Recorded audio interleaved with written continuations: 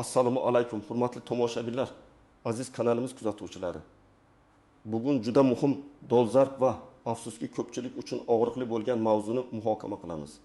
Yaqinda menga ko'plab xabarlar kelib tushdi. Ularning mazmuni bir xil. Gaz hisoblagichimni tekshirishdi va juda katta miqdordagi jarima solishdi. Endi nima qilishim kerak? Kvartiramdan ayrilib qolmaymanmi? Bu vaziyatdan ko'pchilik sarosimaga tushib qolgan. Shuni qat'iy aytishim mumkinki, bu ma'lumot har bir xonadonga, har bir gaz iste'molchisiga taalluqlidir. Shuning uchun hozir bir daqiqa ham kechiktirmasdan kanalimizga obuna bo'ling, videoga like bosing va diqqat bilan tinglang. Chunki bu video sizning millionlaringizni tejab qolishi, balki uy joyingizni saqlab qolishingizga yordam berishi mumkin. Muammoning mohiyati shundaki, ilgari gaz ta'minoti tizimida ba'zi qoidalarga nisbatan yengilroq qaralardi. Gaz xodimi uyga kelib hisoblagichni ko'zdan kechirardi, ko'rsatkichlarni yozib olardi. Agar kichik nosozlik yoki muammo bo'lsa, og'zaki ogohlantirish berilishi yoki kamchilikka ko'z yumilishi mumkin edi. Ba'zida iste'molchilar ham o'z hisoblagichlariga nisbatan beparvolik bilan munosabatda bo'lishardi. Uning plombalari butunligiga yoki texnik holatiga unchalik e'tibor berishmasdi. Gazdan noqonuniy foydalanish holatlari ham bo'lardi. Lekin ularni aniqlash qiyinroq edi. Odamlar o'zlarini nisbatan xavfsiz his qilishardi va hisoblagich bilan bog'liq jiddiy muammolar kamdan kam uchraydigan holat edi. Asosiy e'tibor ko'proq gaz uchun to'lovlarni o'z vaqtida amalga oshirishga qaratilgan edi. Ammo bugungi kunda vaziyat tubdan o'zgardi. Mamlakatimizda energetika resurslaridan samarali foydalanish va gaz o'g'irligining oldini olish maqsadida juda jiddiy choralar ko'rilmoqda. An'anaviy gaz hisoblagichlari o'rniga aqlli yoki elektron hisoblagichlar o'rnatilmoqda. Bu hisoblagichlar masofadan turib ma'lumot uzatish imkoniyatiga ega. Endi gaz ta'minoti korxonalari sizning gaz iste'molingizni ofisda o'tirgan holda real vaqt rejimida kuzatib bo'lishi mumkin. Agar iste'mol hajmi keskin tushib ketsa yoki aksincha g'ayritabiiy ko'tarilsa, tizim signal beradi va darhol tegishli chora-tadbirlar ko'riladi. Shu bilan birga tekshiruvlar yanada qat'iylashdi. Hisoblagichga aralashish, magnit qo'yish, plombalarni buzish yoki texnik nosozliklarni bartaraf etmaslik og'ir oqibatlarga olib kelmoqda. Jarimalar miqdori ayniqsa juda katta bo'lib, millionlab, hatto 10 millionlab so'mlarni tashkil etishi mumkin. Bunday jarimalar odamlar uchun katta moliyaviy zarba bo'lib, ba'zilar hatto uy joyidan ayrilib qolish xavfi ostida qolishmoqda. Gaz o'g'irligiga qarshi kurashning kuchayishi va zamonaviy texnologiyalarning joriy etilishi natijasida iste'molchilarning mas'uliyati ham oshdi. Endi hech qanday beparvolik kechirilmaydi. Bu esa har bir fuqarodan gaz hisoblagichiga nisbatan yanada ehtiyotkor bo'lishni, qonun qoidalarini bilishni, ularga qat'iy rioya qilishni talab qiladi. Endi esa muammoni batafsil ko'rib chiqamiz, nimalarni bilish kerak. Kim xavotir olishi kerak va kim xavotir olmasa ham bo'ladi. Birinchidan, shuni bilishingiz kerakki, har qanday gaz hisoblagichi u eski bo'ladimi yoki yangi aqlli bo'ladimi, davriy tekshiruvdan o'tishi shart. Bu tekshiruv muddati odatda 4 yildan 8 yilgacha bo'ladi va hisoblagichning pasportida ko'rsatilgan. Ikkinchidan, hisoblagichning plombalari butun bo'lishi shart. Bu plombalar gaz ta'minoti korxonasi tomonidan qo'yiladi va ular hisoblagichga tashqi aralashuv bo'lmaganligini tasdiqlaydi. Uchinchidan, hisoblagichga magnit qo'yish, uni buzish, uning ko'rsatkichlarini o'zgartirishga urinish yoki gaz g'uriga noqonuniy ulanganlik holatlari juda jiddiy qonunbuzarlik hisoblanadi va og'ir jarimalarga olib keladi. Kim xavotir olishi kerak? Birinchidan, eski rusumdagi mexanik hisoblagichga ega bo'lganlar. Ularning tekshiruv muddati o'tgan bo'lishi yoki texnik nosozlikka ega bo'lishi ehtimoli yuqori. Ko'pchilik o'zining eski hisoblagichini eskirgan deb hisoblamaydi. Lekin uning tekshiruv muddatiga e'tibor bermaydi. Ikkinchidan, hisoblagichining plombalari shikastlangan yoki yo'qolgan bo'lsa, ko'pincha odamlar buni bilmasdan ta'mirlash ishlari paytida yoki bolalar o'ynab buzib qo'yishi mumkin. Lekin bu sizni javobgarlikdan ozod qilmaydi.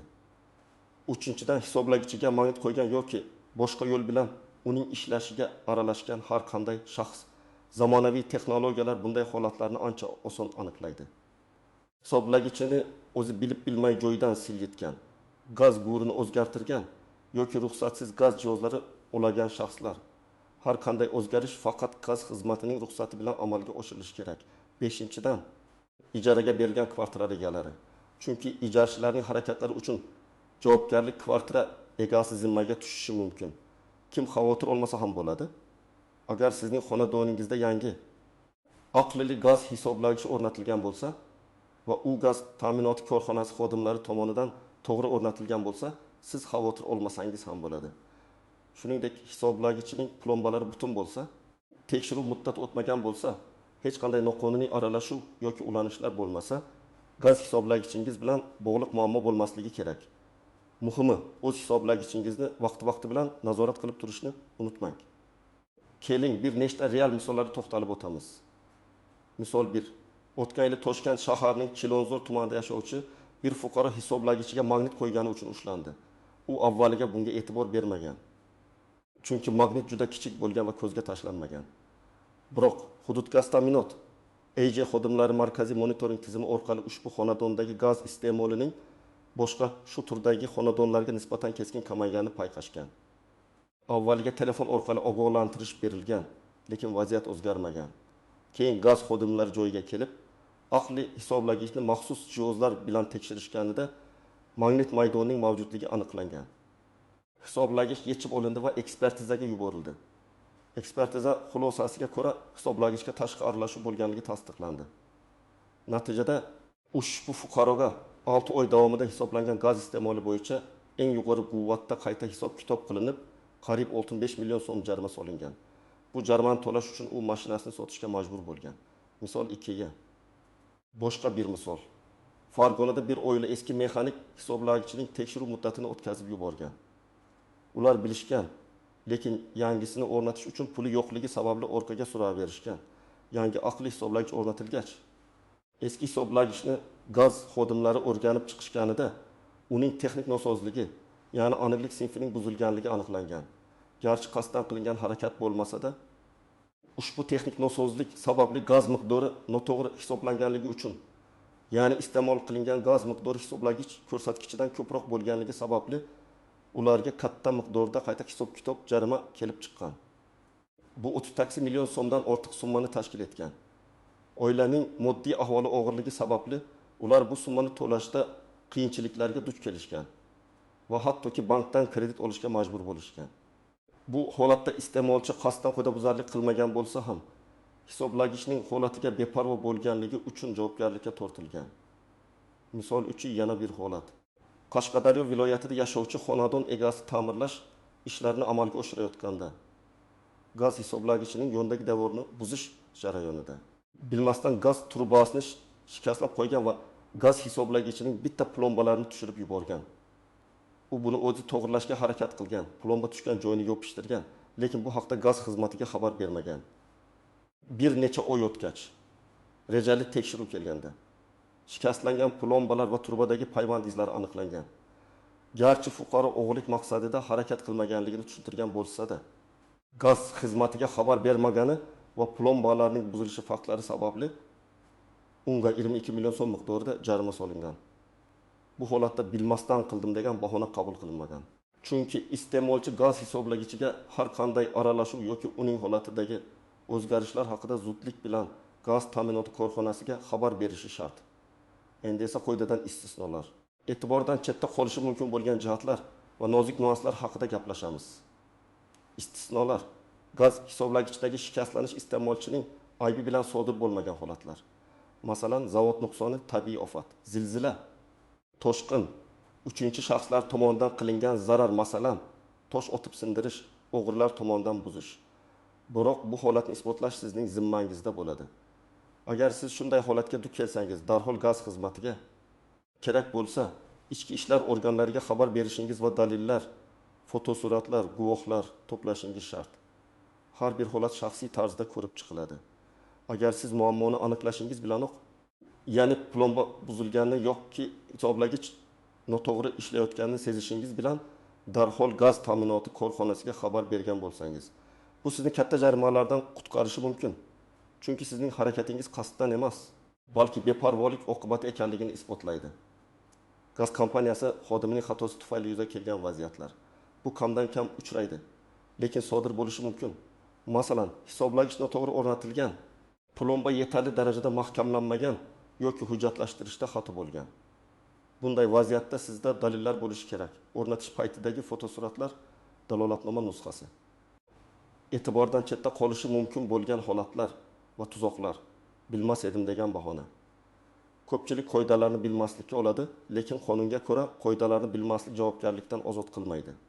Shuning uchun gazdan foydalanish qoidalarini diqqat bilan o'rganib chiqing. Noqonuniy ustalarga ishonish.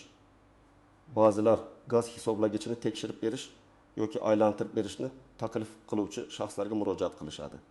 Bunday ustalar nafaqat hisoblagichni buzishadi, balki sizni jinoiy javobgarlikka tortilish xavfi ostiga qo'yishadi.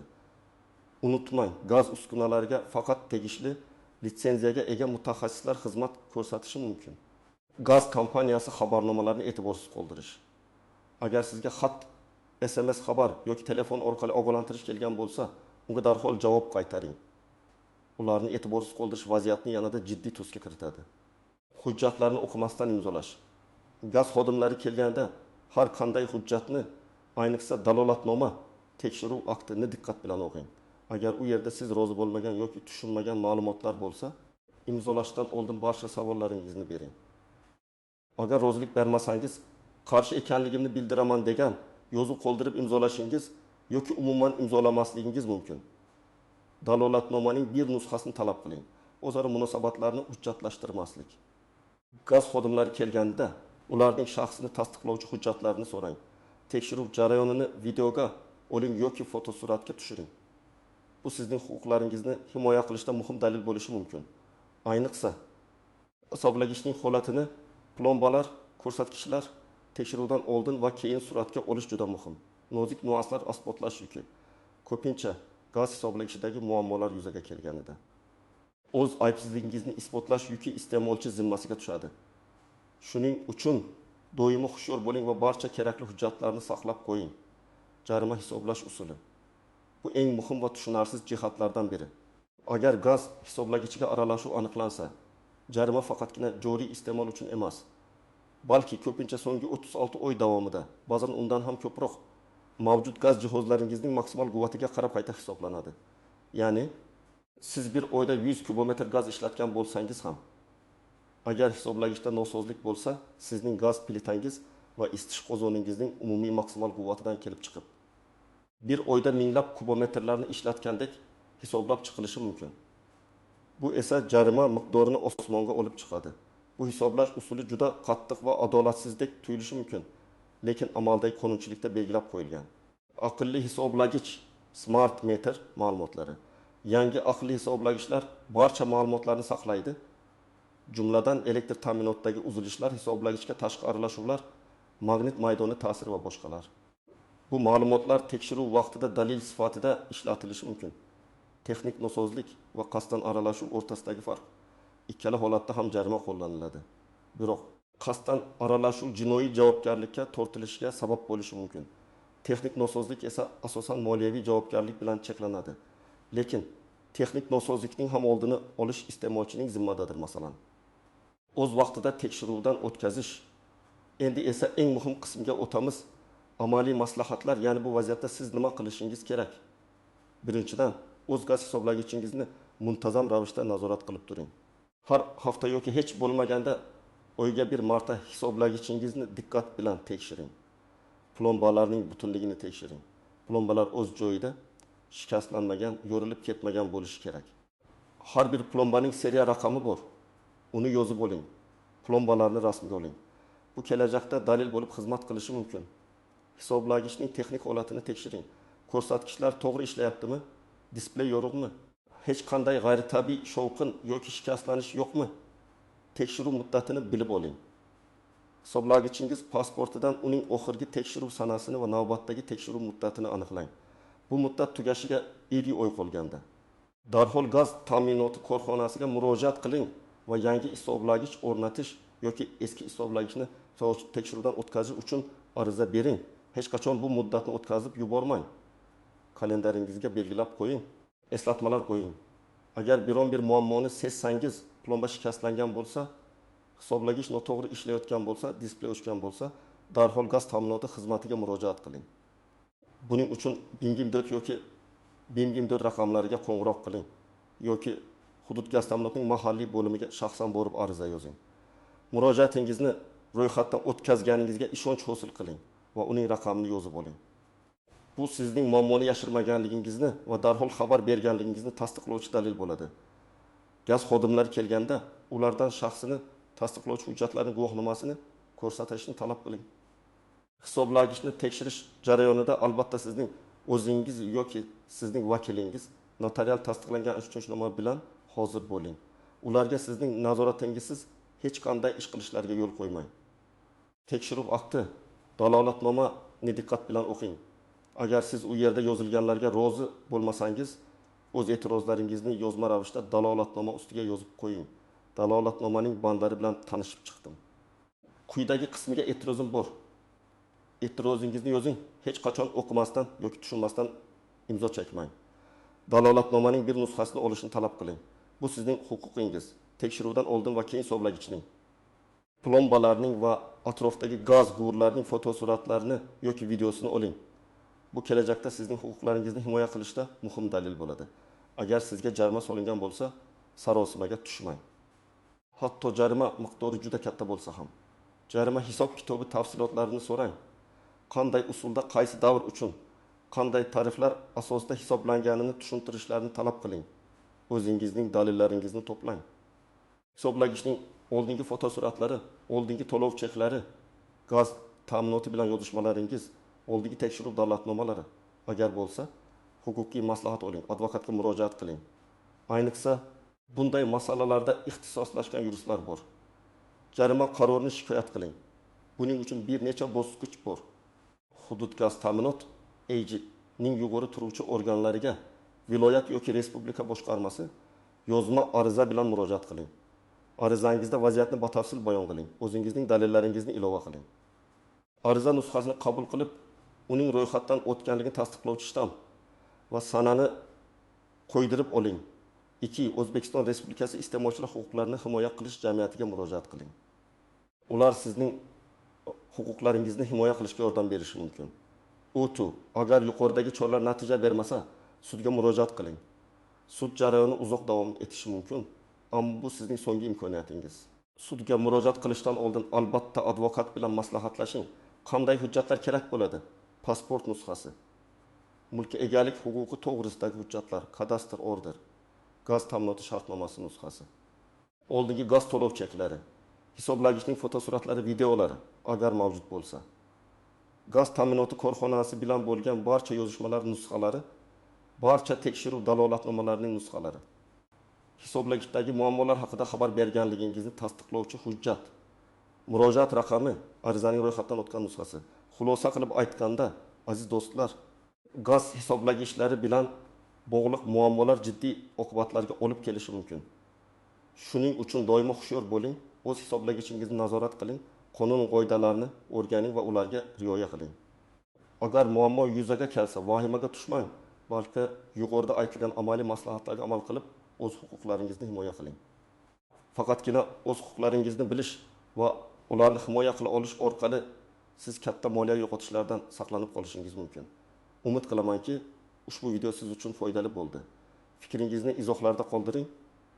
Siz ham shunga o'xshash vaziyatlarga tushganmisiz? Qanday yechim topdingiz? Agar ushbu videoni foydali deb hisoblasangiz, like bosing va kanalga obuna bo'lishni unutmang. Chunki oldinda sizni yana ko'plab foydali va dolzarb ma'lumotlar kutmoqda. O'zingizni va yaqinlaringizni asrang. Keyingi videolarda ko'rishguncha